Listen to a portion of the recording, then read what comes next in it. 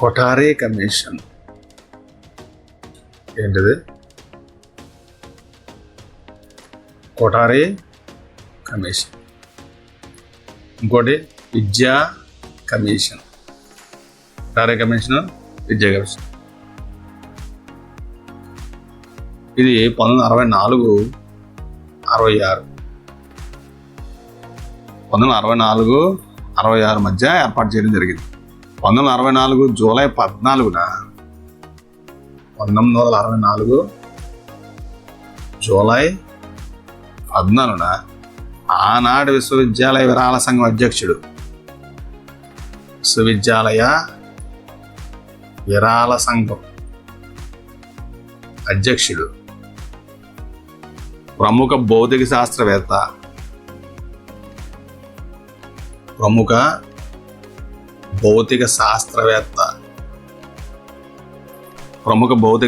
అయిన దౌలత్ సింగ్ కొఠారే. ఎవరు? దౌలత్ సింగ్ కొఠారే.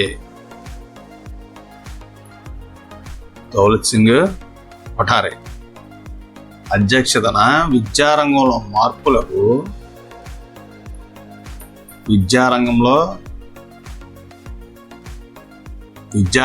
మార్పులను సూచించడానికి ఒక కమిషన్ను భారత ప్రభుత్వం నియమించింది.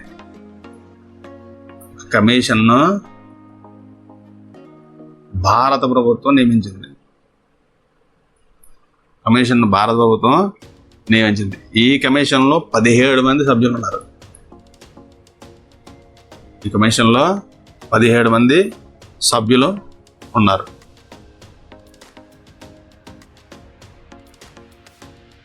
వీరిలో విదేశీ విద్యావేత్తలు కూడా ఉన్నారు. ఈ కమిషను 1966 జూన్ 29 తేదీన 1966 జూన్ 29వ తేదీన తన నివేదికను సమర్పించింది. అన్ని స్థాయిల విద్య గురించి ఈ కమిషన్ సమగ్రంగా చర్చించింది. అన్ని స్థాయిల విద్య గురించి ఈ కమిషన్ సమగ్రంగా చర్చించింది.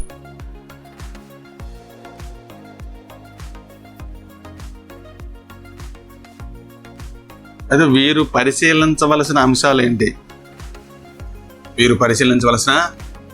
ఏంటి అనేవి చూద్దాం. ప్రాథమిక స్థాయి నుండి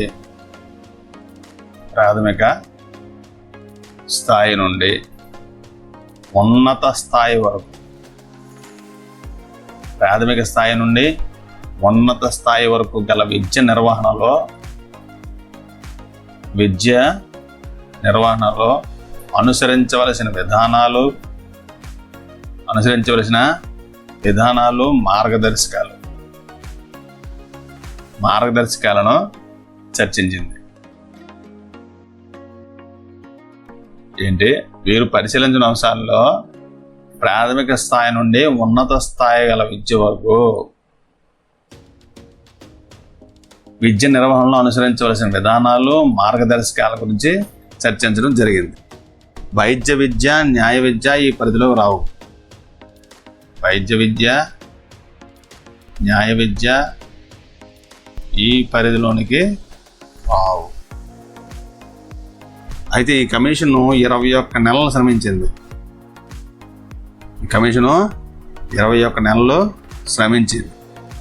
తన నివేదికను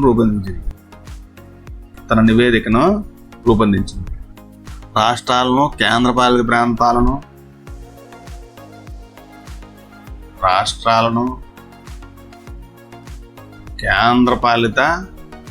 ప్రాంతాలను, విశ్వవిద్యాలయాలను,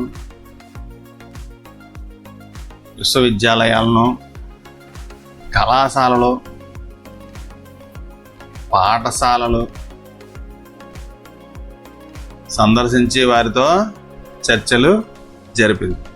ఉపాధ్యాయులను, విద్యా పాలకులను, విద్యార్థులను కలిసింది.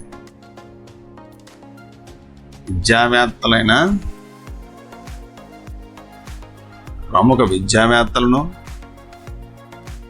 ఉపాధ్యాయులను, ప్రముఖ విద్యావేత్తలను, ఉపాధ్యాయులను, విద్యా పాలకులను విద్యార్థులను కలిసింది. 9,000 మందిని ఇంటర్వ్యూ చేసింది. 9,000 మందిని ఇంటర్వ్యూ చేసింది. 2,400 పత్రాలు స్వీకరించింది. 2,400 పత్రాలు స్వీకరించింది.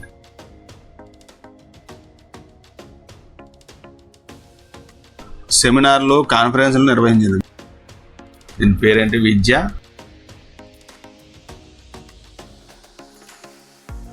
జాతీయ అభివృద్ధి. విద్యా జాతీయ అభివృద్ధి అనే పేరుతో, శీర్షికతో తన నివేదికను సమర్పించింది. విద్యా కమిషన్ 1964-66 పేరుతో లేదా కొఠారి కమిషన్ పేరుతో ఈ కమిషన్ వ్యవహరించబడింది. విద్యా కమిషను 1964-66 లేదంటే కొఠారి కమిషన్. తన నివేదికను కొఠారి ఆనాటి కేంద్ర విద్యామంత్రి అయిన ఎంసి చాగ్లాకి సమర్పిస్తూ ఈ నివేదికలోని క్రింది ముఖ్య అంశాలను వారి దృష్టి తీసుకొచ్చి వాటిని తక్షణమే అమలు చేయవలసింది కోరారు. ఇప్పుడు విద్యాశాఖ మంత్రి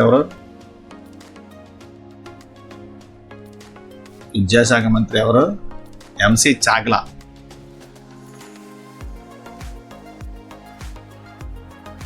అతనికి ఇచ్చి ఈ నివేదికలో క్రింది ముఖ్య అంశాలను వారి దృష్టికి తీసుకొచ్చి వారిని తక్షణమే అమలు చేయవలసిందిగా కోరారు.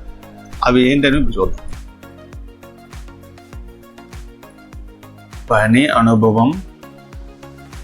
పని అనుభవం, సాంఘిక సేవలు.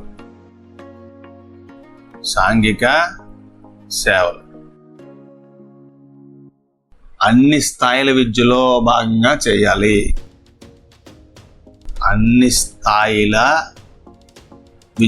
భాగంగా చేయాలి. ఏంటంటే పని అనుభవం, సాంఘిక సేవ. పని అనుభవం అంటే శారీరక శ్రమ, ఉత్పత్తి అనుభవం మొదలైనది. పని అనుభవం అంటే ఏంటి? శారీరక శ్రమ, ఉత్పత్తి అనుభవం. సాంఘిక సేవ అన్ని స్థాయిల విద్యలో భాగంగా చేయాలి. నైతిక విద్యపై ఎక్కువ దృష్టి సారించాలి.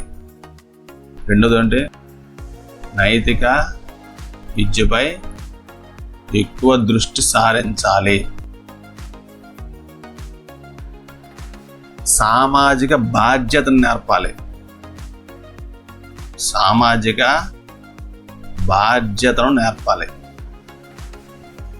యువకులను పాఠశాల ప్రపంచం నుండి పని జీవిత ప్రపంచానికి మళ్లించాలి.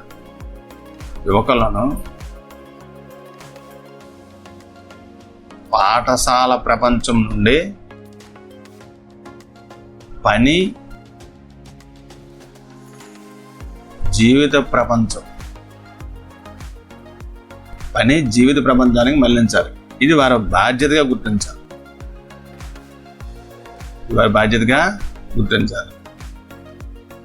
మాధ్యమిక విద్యను వృత్తిపరం చేయాలి. తర్వాత ఉన్నత స్థాయి విద్యా సంస్థలను బలోపేతం చేయాలి. ఉన్నత స్థాయి విద్యా సంస్థలను బలోపేతం చేయాలి. కొన్ని ప్రముఖ విశ్వవిద్యాలయాలు ఉన్నత అంతర్జాతీయ ప్రమాణాలు సాధించేలా చూడాలి. కొన్ని ప్రముఖ విశ్వవిద్యాలయాలు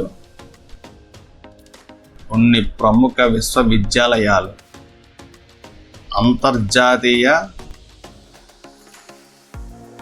ప్రమాణాలను సాధించేలా చూడాలి. ఎనిమిది, ఒకటి పని అనుభవము, సాంఘిక సేవ అన్ని స్థాయిల విద్యలో ఉండాలి. తర్వాత నైతిక విద్యపై ఎక్కువ దృష్టి సారించాలి. సామాజిక బాధ్యతను నేర్పాలి. యువకులను పాఠశాలను ప్రపంచం నుండి పని జీవిత ప్రపంచానికి మళ్లించాలి. అది వారి బాధ్యత గుర్తించాలి. మాధ్యమిక విద్యను వృత్తిపరం చేయాలి. ఉన్నత స్థాయి విద్యా సంస్థలను బలోపేతం చేయాలి. కొన్ని ప్రముఖ విశ్వవిద్యాలయాలు ఉన్నత స్థాయి అంతర్జాతీయ ప్రమాణాలు సాధించేలా చూడాలి. ఇంకా ఉపాధ్యాయ శిక్షణ పైన, పాఠశాల ఉపాధ్యాయుల గుణాత్మకత పైన ప్రత్యేక శ్రద్ధ పెట్టాలి. ఉపాధ్యాయ శిక్షణ, తర్వాత పాఠశాల ఉపాధ్యాయుల గుణాత్మకత పైన ప్రత్యేక శ్రద్ధ పెట్టాలి. నూతన విద్యా విధానంలో వ్యవసాయ విద్య పైన, వ్యవసాయ తదితర సైన్సుల పరిశోధనకు,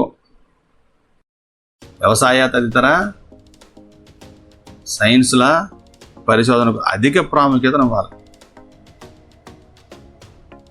ప్రాముఖ్యతను ఇవ్వాలి.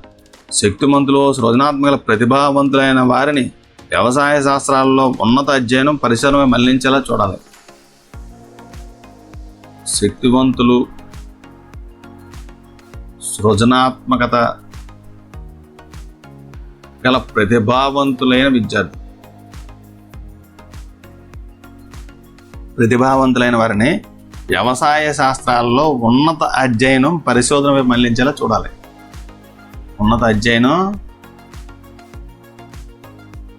పరిశోధన వైపు మళ్లించేలా చూడాలి. గుణాత్మకతను పెంచాలి. ఆదర్శవంతమైన నమూనాగా ఉండే సంస్థలు అన్ని దశల్లో, అన్ని రంగాల్లో ఉండేలా చూడాలి. ఆదర్శవంతమైన నమూనాగా ఉండే సంస్థలు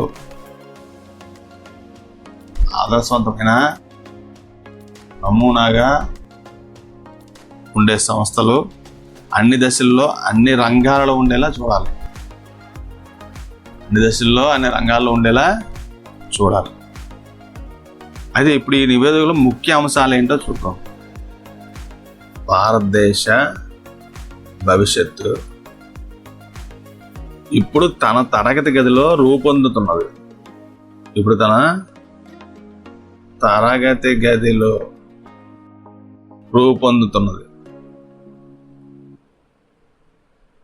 ఇదేదో వింతైన అంశంగా భావించడం లేదు.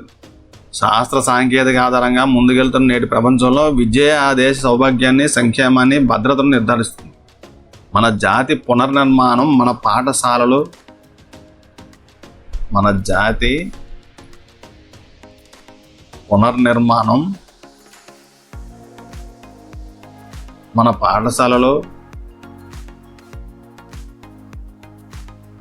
కళాశాల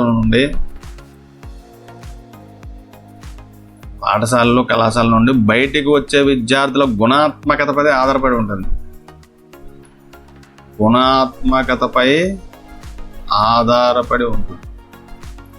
బయటికి వచ్చే విద్యార్థుల యొక్క గుణాత్మకతపై ఆధారపడి ఉంటుంది. జాతి పునర్నిర్మాణం అంటే మన ప్రజల జీవన ప్రమాణాలు పెంచడమే.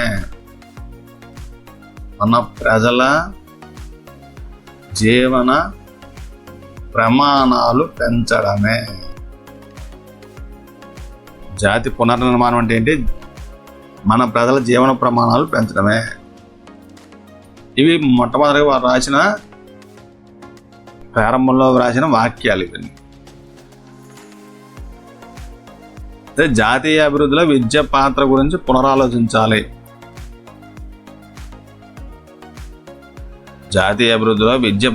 పునరాలోచించాలి. ఈ పాత్రను సక్రమంగా నిర్వహించడానికి ప్రస్తుత విద్యా వ్యవస్థలో రావాల్సిన మార్పులు, ఆ మార్పులకు అనుగుణ విద్యాభివృద్ధి కార్యక్రమాలు రూపొందించాలి. పట్టుదలతో, ఉత్సాహంతో ఈ కార్యక్రమాలని అమలు చేయాలి. అయితే ఇక్కడ కొన్ని సమస్యలు ఉన్నాయి. జాతీయ అభివృద్ధికి కొన్ని సమస్యలు ఉన్నాయి. ఆ సమస్యలు ఏమిటో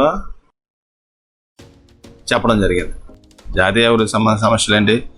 ఆహార స్వయం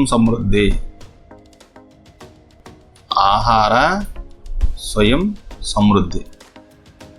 అప్పటికి భారతదేశం ఆహారోత్పత్తిలో స్వయం సమృద్ధి సాధించలేదు.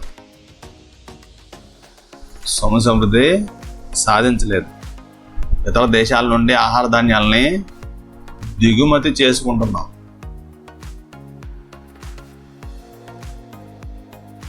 ఇది అప్పటికప్పుడు ఉండే తక్షణ సమస్య. ఇది ఏంటిది? తక్షణ సమస్య. రెండు ఏంటంటే ఆర్థిక అభివృద్ధి, పూర్తి స్థాయి ఉద్యోగిత. ఆర్థిక అభివృద్ధి, పూర్తి స్థాయి ఉద్యోగిత. మన అభివృద్ధి రేటు, మన యొక్క అభివృద్ధి రేటు ప్రజల జీవన ప్రమాణాలు చాలా తక్కువగా ఉన్నాయి. ప్రజల జీవన ప్రమాణాలు చాలా తక్కువ. మన అభివృద్ధి రేటు, ప్రజల జీవన ప్రమాణాలు చాలా తక్కువ. దీని నుండి దేశాన్ని బయట తేవడానికి విద్యే సాధనం. దీని నుండి బయట తీసుకురావాలంటే విద్యే సాధనం. తర్వాత సమాజ జాతీయ సమైక్యత. సమాజ జాతీయ సమైక్యత ఇదేంటంటే మనది ఎంతో వైవిధ్యం గల సమాజం. మనదెంతో వైవిధ్యం గల సమాజం. ఇదే దీని కారణంగా మన మధ్య అనేక విభేదాలు ఉన్నాయి. అనేక విభేదాలు ఉన్నాయి. దీనివల్ల అనేక ఉద్యమాలు చెలరేగుతున్నాయి. అనేక విభేదాలు ఉన్నాయి, దానివల్ల అనేక ఉద్యమాలు చెలరేగుతున్నాయి. విద్యార్థులలో అశాంతి ఉంది. విద్యార్థులు ఏంటుంది? అశాంతి ఉంది. అవినీతి, ప్రభుత్వ ఆస్తికి నష్టం చేయడం, సమ్మెలు చేయడం జరుగుతున్నాయి. అవినీతి, ప్రభుత్వ ఆస్తికి నష్టం చేయడం, సమ్మెలు చేయడం, ఇలాంటివన్నీ జరుగుతున్నాయి. దీనికి పరిష్కారంగా ఒక సమైక్య సమానత్వ సమాజాన్ని నిర్మించాలి. సమైక్య సమానత్వ సమాజాన్ని నిర్మించాలి. తర్వాత రాజకీయ అభివృద్ధి.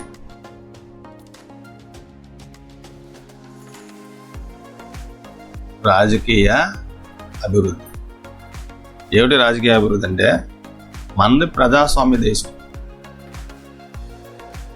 ఎన్ని ఒడిదుడుకులు వచ్చినా మనం ప్రజాస్వామ్యాన్ని కాపాడుకోవాలి.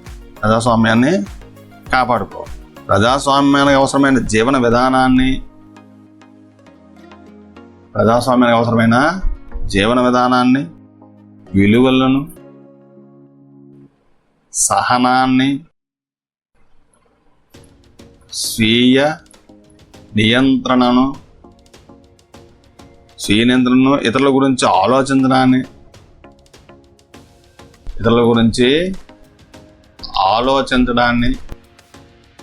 భావితరాలకు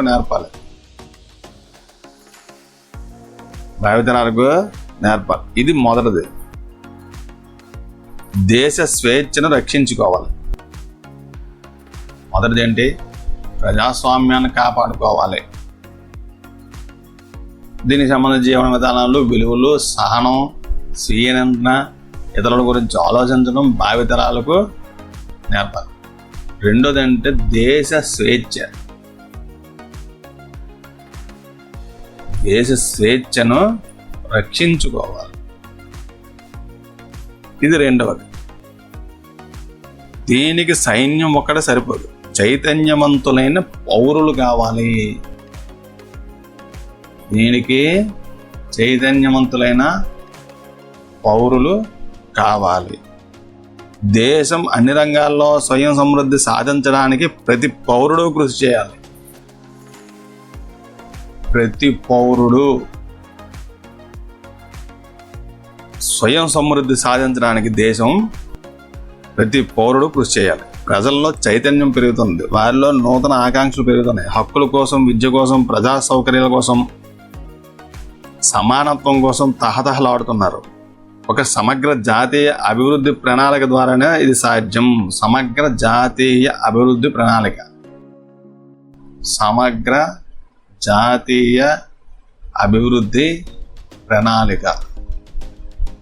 ద్వారానే ఇది సాధ్యం అని చెప్పడం జరిగింది.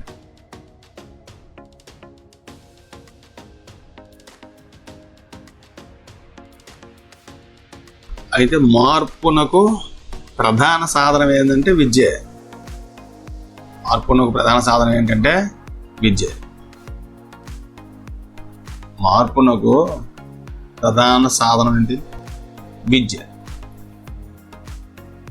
ఇప్పుడు దీనికి ఏం చేయాలంటే మానవ వనరుల అభివృద్ధి ఒకటోది. మానవ వనరుల అభివృద్ధి ఏమిటి? మానవ వనరుల అభివృద్ధి అంటే దేశంలో భౌతిక వనరుల అభివృద్ధి అవసరమే. భౌతిక వనరులు అంటే రోడ్లు, భవనాలు, ప్రాజెక్టులు, పరిశ్రమలు మొదలైనవి. భౌతిక వనరులు అంటే ఏంటి? రోడ్స్, బిల్డింగ్స్, ప్రాజెక్ట్స్, ఇంకా ఇండస్ట్రీస్, ఇవన్నీ కూడా భౌతిక వనరులు. కానీ భౌతిక వనరులు అభివృద్ధి చేసేది ఎవరు? విద్యావంతులైన వ్యక్తులు. విద్యావంతులైన వ్యక్తులు. విద్యావంతులంటే మంచి జ్ఞానం, నైపుణ్యం, సేవాభావం, అంకిత భావం గల వ్యక్తులు. విద్యావంతులైన వ్యక్తులు అంటే ఎవరు? మంచి జ్ఞానం, నైపుణ్యం, సేవాభావం, అంకిత భావం, ఇవన్నీ కలిగిన వాళ్ళని విద్యావంతులైన వ్యక్తులుగా చెప్పవచ్చు. అయితే వీరి నిర్మాణం ఎక్కడ జరుగుతుంది? వీరి నిర్మాణం ఎక్కడ జరుగుతుంది? విద్యాలయాల్లో. అంతే కదా? ఎక్కడ జరుగుతుంది? విద్యాలయాలు. కాబట్టి మన విద్యాలయాలు ఇలాంటి ఉన్నతమైన సామర్థ్యాలు గల వ్యక్తులను తయారు చేయాలి. ఉన్నతమైన సామర్థ్యాలు గల వ్యక్తులను తయారు చేయాలి. దేశంలోని వ్యక్తులను సమర్థవంతంగా, శక్తివంతమైన మానవ వనరులుగా తయారు చేయాలి. సమర్థవంతులుగా తయారు చేయాలి, శక్తివంతమైన మానవ వనరులుగా తయారు చేయాలి. రెండోది ఏంటంటే విద్యా విప్లవం ద్వారానే జాతీయ అభివృద్ధి. జాతీయ అభివృద్ధి. జాతీయ అభివృద్ధికి విద్యకు, సంపదకు మధ్య ప్రత్యక్ష సంబంధం ఉన్నది. కాబట్టి జాతీయ విద్యా వ్యవస్థను పరిమాణాత్మకంగాను,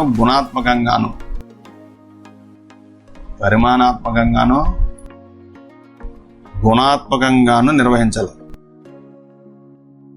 ఇలాంటి సమర్థమైన కొద్దిమంది సాంఘిక, సాంస్కృతిక మార్పు తెచ్చిన సందర్భాలు కూడా ప్రపంచంలో ఉన్నాయి. కాబట్టి విద్యా విప్లవం ద్వారా దేశ ప్రగతికి బాటలు వేయాలి. విద్యా విప్లవం ద్వారా దేశ ప్రగతికి బాటలు వేయాలి. అయితే విద్యా విప్లవం తీసుకురావడానికి 3 అంశాలు గుర్తించారు. విద్యా విప్లవం తీసుకురావడానికి 3 అంశాలు గుర్తించారు. విద్యను జీవితానికి, జాతీయ అవసరాలకు, ఆకాంక్షలకు అనుగుణంగా మార్పు చేయడం. విద్యను జీవితానికి, జాతీయ అవసరాలకు,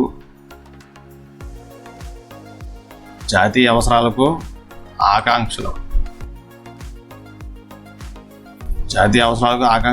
అనుగుణంగా మార్పు చేయాలి. విద్యా ప్రమాణాలను నిరంతరం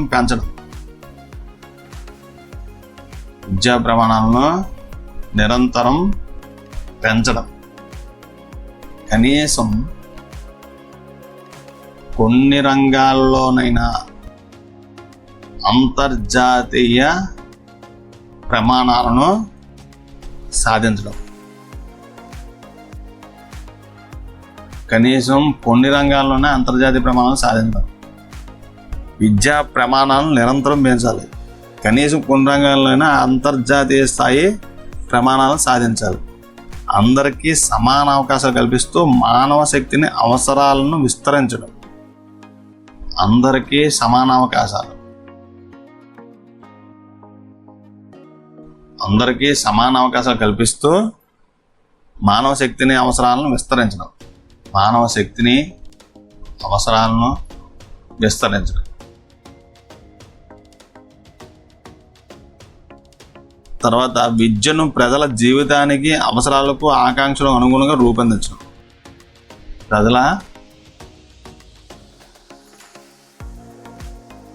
విద్యను ప్రజల జీవితానికి, అవసరాలకు, ఆకాంక్షలకు అనుగుణంగా రూపొందించడం. విద్య ప్రజల సమస్యలను పరిష్కరించడానికి, జాతీయ అభివృద్ధికి తోడ్పడాలి. ఉత్పత్తిని పెంచాలి, జాతీయ భావాన్ని పెంచాలి. దేశ ప్రగతిలో తాను భాగస్వామ్యం కావాలంటే భావాన్ని విద్యార్థుల్లో కలిగించాలి. దేశ ప్రగతిలో తాను భాగస్వామిని, దేశ ప్రగతిలో తాను భాగస్వామిని అనే భావం విద్యార్థులు కలిగించాలి.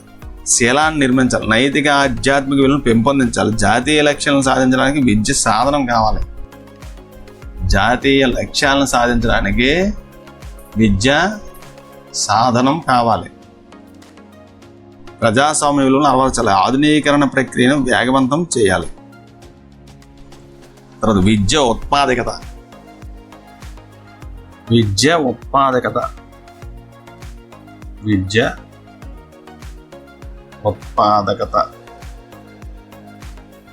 ఉత్పాదకతను పెంచడానికి దోహదం చేయాలి. జాతీయ ఉత్పత్తిని ఆదాయాన్ని పెంచడానికి తోడ్పడాలి. జాతీయ ఆదాయం పెరిగినప్పుడే విద్యకు ఎక్కువ మొత్తం కేటాయించగలుగుతాము. విద్యకు ఉత్పత్తికి గల సంబంధాలను పెంచే మార్గాలు ఏమిటంటే విద్య సంస్కృతిలో విజ్ఞాన శాస్త్రాన్ని మౌలిక అంశంగా చేయడం. విద్య సంస్కృతిలో విజ్ఞాన శాస్త్రాన్ని మౌలిక అంశం చేయడం. విజ్ఞాన శాస్త్రాన్ని మౌలిక అంశంగా చేయడం. పని అనుభవాన్ని సాధారణ విద్యలో భాగం చేయడం.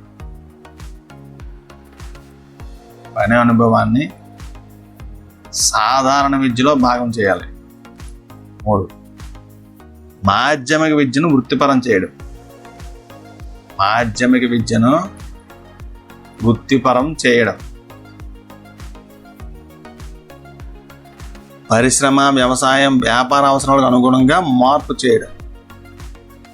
పరిశ్రమ, వ్యవసాయం, వ్యాపార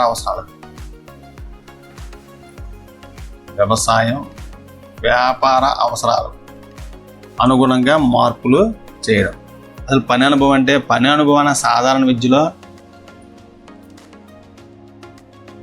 పని అనుభవం ఏం చెప్తుందంటే, పని అనుభవాన్ని సాధారణ విద్యలో, సాంకేతిక విద్యలో భాగం చేయాలి.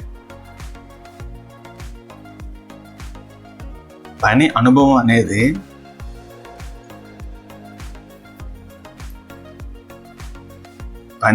అనేది ఇంటిలో, పాఠశాలలో, కార్యశాలలో, పొలంలో, కర్మాగారంలో కూడా కల్పించవచ్చు. ఏ విధమైన ఉత్పాదక కార్యంలో పాల్గొన్నా అది పని అనుభవమే. ఏ విధమైన ఉత్పాదక కార్యంలో పాల్గొన్నా అది పని అనుభవమే. విద్యలో సాధారణంగా 4 అంశాలు ఉంటాయి. అది ఒకటి ఏంటంటే అక్షరాస్యత.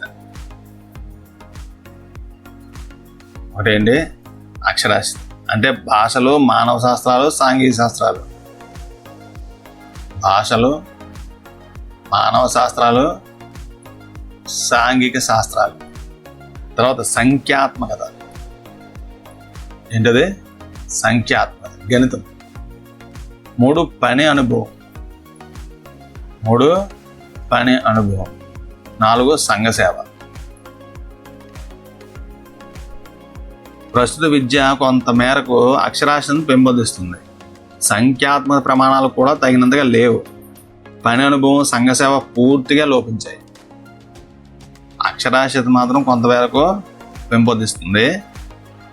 సంఖ్యాత్మకత కూడా తగినంతగా లేదు. పని అనుభవం, సంఘ సేవ పూర్తిగా లోపించాయి. పని అనుభవం ఉత్పాదకతను పెంచడానికి దోహదం చేస్తుంది. పని అనుభవం ఉత్పాదకతను పెంచడానికి దోహదం చేస్తుంది. సంఘ సేవ సాంఘిక జాతీయ సమైక్యతను పెంపొందిస్తుంది. సంఘ సేవ ఏంటి? జాతీయ సమైక్యతను,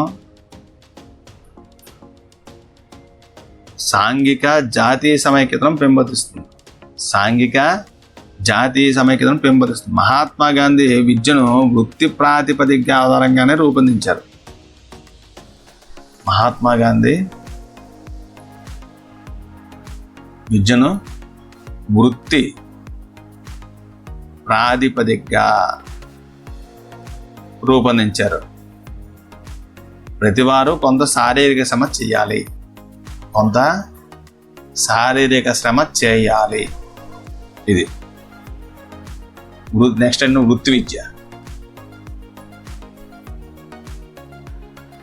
వృత్తి విద్య ఏం చెప్తుందంటే మాధ్యమిక విద్యను వృత్తిపరం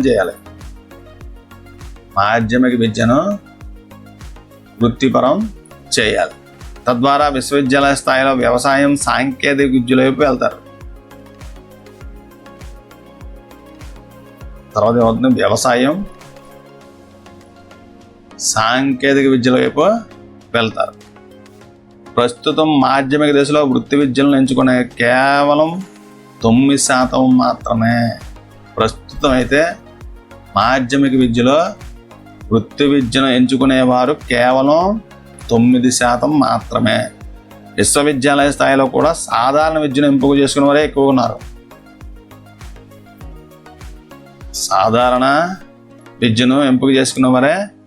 ఎక్కువ ఉన్నారు. తప్ప వృత్తి విద్యల్లో చేరేవారు తక్కువగా ఉన్నారు. కాబట్టి దేశ వ్యవసాయ సాంకేతిక రంగాల అభివృద్ధి దృష్ట్యా వృత్తి విద్యలను ప్రోత్సహించాలి.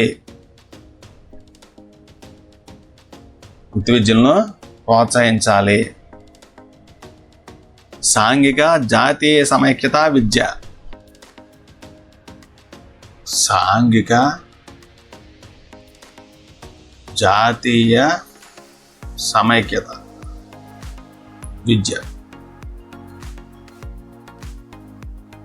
శక్తివంతమైన సమైక్య భారతదేశానికి సాంఘిక జాతీయ సమైక్యత చాలా ముఖ్యం. దేశ ప్రగతికి ఇది ఆధారం. ఆర్థిక, సాంఘిక, సాంస్కృతిక పురోగతికి సాంఘిక జాతీయ సమైక్యతకు చాలా దగ్గర సంబంధం ఉంది. జాతీయ సమైక్యత వల్ల జాతి భవిష్యత్తుపై నమ్మకం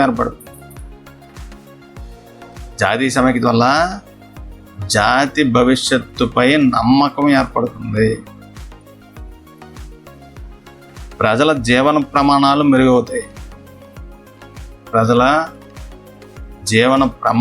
మెరుగవుతాయి. ఉద్యోగిత పెరుగుతుంది. దేశంలో వివిధ ప్రాంతాల మధ్య అభివృద్ధిలో అసమానతలు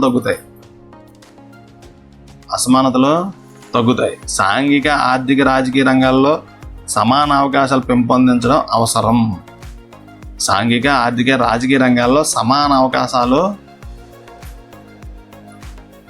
పెంపొందించడం అవసరం. తర్వాత తమ వర్గపరమైన గుర్తింపు కంటే దేశపరమైన గుర్తింపుకి ప్రాధాన్యం ఇస్తారు. అంటే నేను మొదట భారతీయుణ్ణి ఆ తర్వాత ఏదైనా అనే భావన వస్తుంది. నిష్పాక్షికమైన మంచి పరిపాలనకు హామీ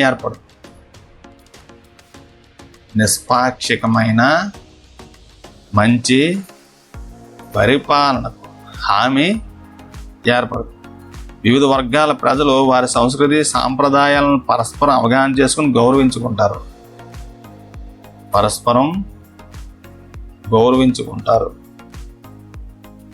ప్రజా విద్యలో సాధారణ పాఠశాల వ్యవస్థను ప్రవేశపెట్టడం.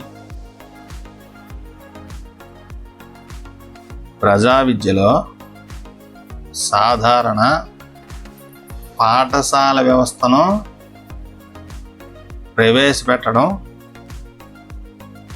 సాంఘిక జాతీయ సేవను అన్ని స్థాయిల విద్యలోనూ భాగంగా చేయడం.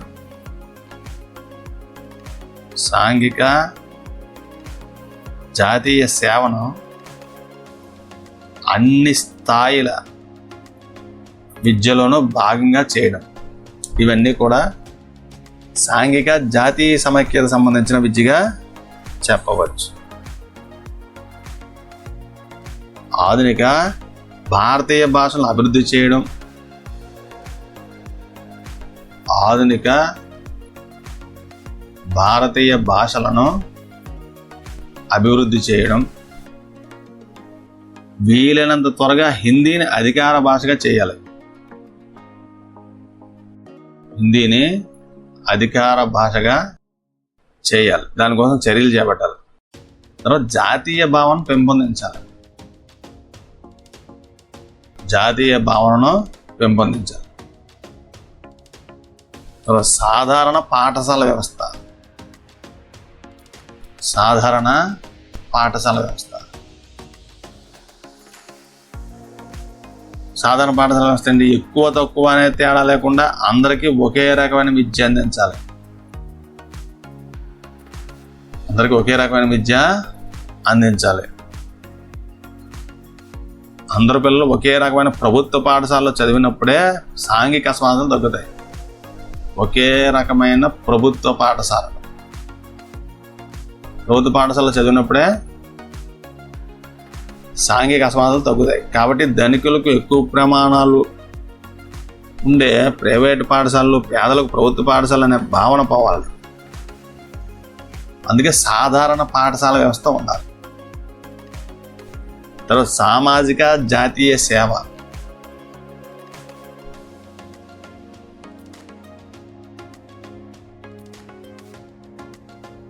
సామాజిక జాతీయ సేవ. ప్రస్తుత విద్యా వ్యవస్థ ద్వారా చదువుకున్న వారికి, చదువు లేని వారికి మధ్య అగాధం ఏర్పడుతుంది.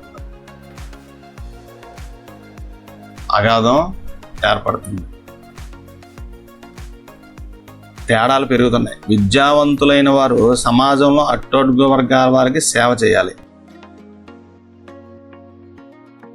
విద్యావంతులైన వారు సమాజంలో అట్టడుగు వర్గాల వారికి సేవ చేయాలి. ఇది వారి బాధ్యత. విద్యార్థులకు సామాజిక బాధ్యత నేర్పాలి. ఇది విద్యలో భాగంగా ఉండాలి. తద్వారా విద్యార్థుల వ్యక్తిత్వ నిర్మాణం, క్రమశిక్షణ, శారీరక శ్రమ పట్ల గౌరవం పెరుగుతాయి. చాలా దేశాల్లో ఇలాంటి కార్యక్రమాలు అమలు చేస్తున్నారు. ఎన్ఎస్ఎస్, ఎన్సిసి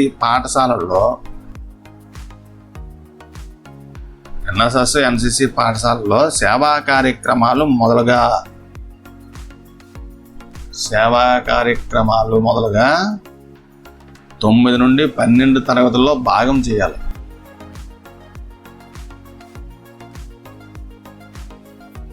తర్వాత పాఠశాలలో, కళాశాలలో సామూహిక జీవనం.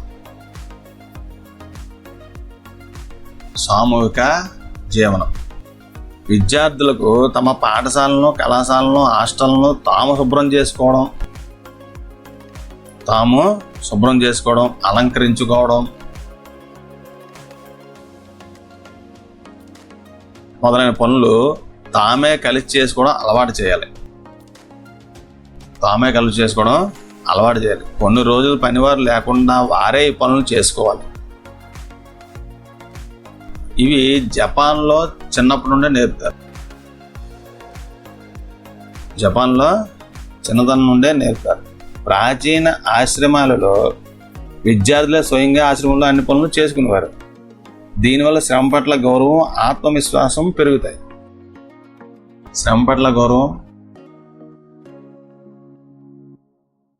ఆత్మవిశ్వాసం,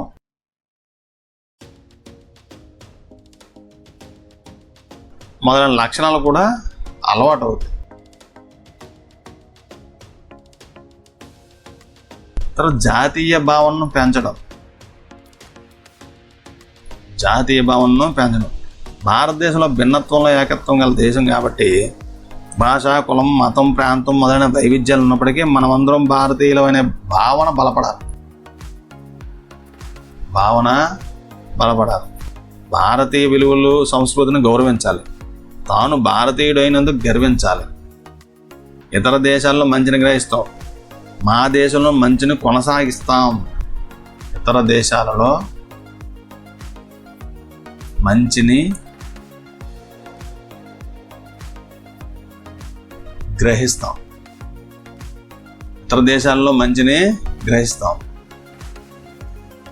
మా దేశంలోని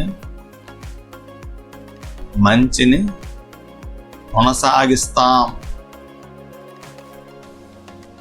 అనే భావన పెంపొందాలి. దీనికోసం మన సాంస్కృతిక వారసత్వంపై అవగాహన పెంచాలి, నూతనత్వాన్ని తేవాలి, మన దేశ భవిష్యత్తుపై దృఢమైన విశ్వాసాన్ని కలిగించాలి. సాంఘిక, నైతిక, ఆధ్యాత్మిక విలువలు. సాంఘిక, నైతిక, ఆధ్యాత్మిక విలువలు. శాస్త్ర సాంకేతిక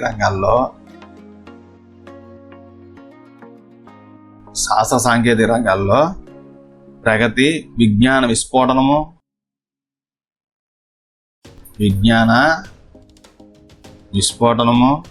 ఆధునికీకరణ,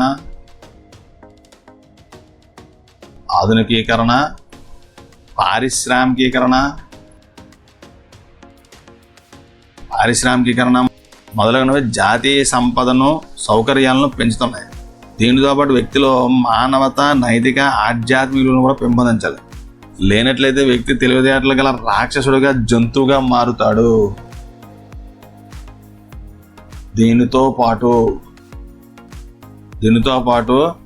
వ్యక్తిలో మానవత, నైతిక, ఆధ్యాత్మిక విలువలను పెంపొందించాలి. లేనట్లయితే వ్యక్తి తెలివితేటలు గల రాక్షసుడు లేదా జంతువుగా మారుతాడు అని చెప్పడం జరిగింది. అయితే నైతిక విలువలు, దీని గురించి ఒకసారి చూద్దాం.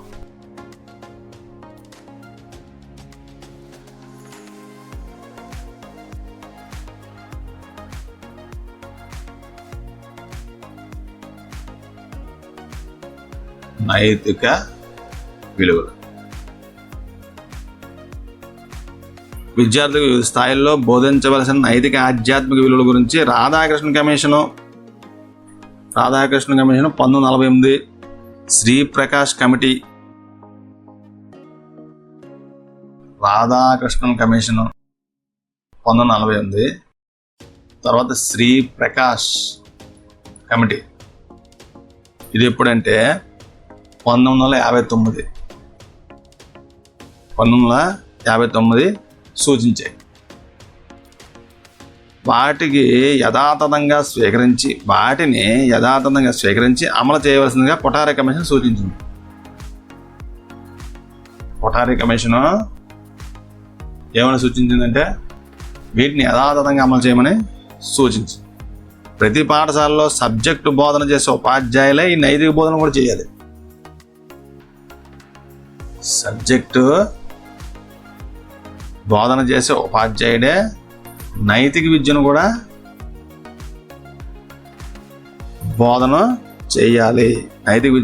బోధన చేయాలి. పాఠశాల కాలనిర్ణయ పట్టికలో కొన్ని కాలాంశాలు నైతిక బోధనకు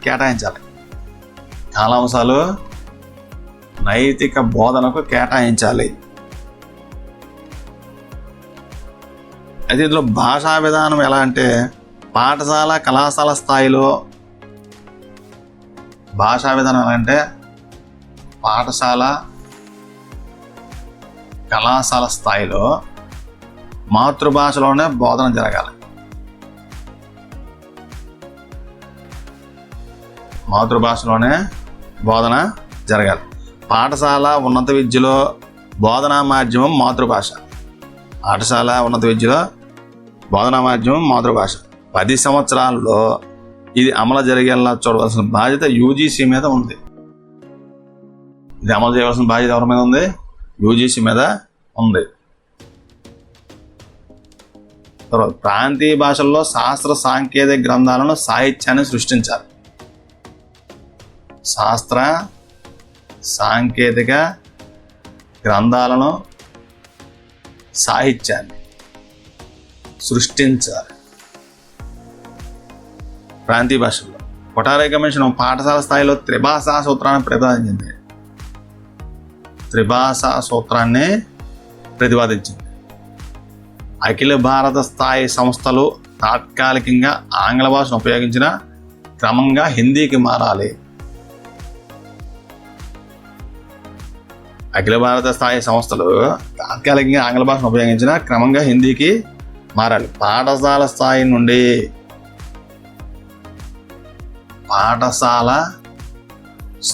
నుండి ఇంగ్లీష్ను ఒక భాషగా చదవవచ్చు. ఇంగ్లీష్ను ఒక భాషగా చదవవచ్చు, బోధనా మాధ్యమంగా కాదు. బోధనా మాధ్యమంగా కాదు. ఇది మత విద్య ఎలా?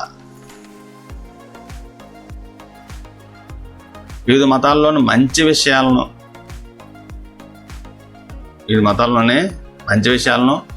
మౌలిక సత్యాలను విద్యార్థులకు పాఠ్యాంశాలుగా ఉండాలి. దీనివల్ల వారిలో మంచి పౌరసత్వ లక్షణాలు, నైతిక విలువలు పెంపొందుతాయి. కొఠారి కమిషన్ 10+2+3 పద్ధతిని ప్రతిపాదించింది. కొఠారి కమిషన్ 10+2+3 పద్ధతిని ప్రతిపాదించింది. 10 సంవత్సరాల పాఠశాల విద్య, 10 సంవత్సరాలు పాఠశాల విద్య, 2 సంవత్సరాలు ఇంటర్మీడియట్ కోర్స్, 3 సంవత్సరాలు డిగ్రీ విద్య. ప్రతిభావంతులైన యువకులను ఉపాధ్యాయ వృత్తిలోకి ఆకర్షించడానికి ఉపాధ్యాయుల సాంఘిక, ఆర్థిక, వృత్తి స్థాయిలను నిరంతరం పెంచే ప్రయత్నం చేయాలి. ఉపాధ్యాయుల సేవా నిబంధనలను, వేతనాలను, పదోన్నతులను ప్రతిపాదించింది. ఉపాధ్యాయులకు సంబంధించి సేవా నిబంధనలను,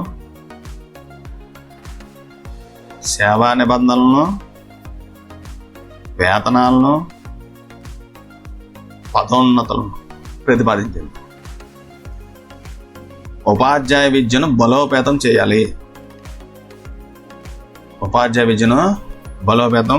చేయాలి. ఉపాధ్యాయ శిక్షణా సంస్థలు విశ్వవిద్యాలయ పరిధిలోను, పాఠశాల విద్యాశాఖ పరిధిలోను పనిచేయాలి. విశ్వవిద్యాలయ పరిధిలోను, పాఠశాల విద్యాశాఖ పరిధిలోను పనిచేయాలి. విద్యా సౌకర్యాలు అన్ని వర్గాల వారికి విద్యా సౌకర్యాలు అన్ని వర్గాల వారికి అందుబాటులో ఉండాలి. వెనుకబడిన వర్గాల వారికి విద్యా సౌకర్యాలను అందించాలి. మహిళా విద్యపై విశేష శ్రద్ధ చూపించాలి. మహిళా విద్యపై విశేష శ్రద్ధ వహించాలి అని చెప్పడం జరిగింది.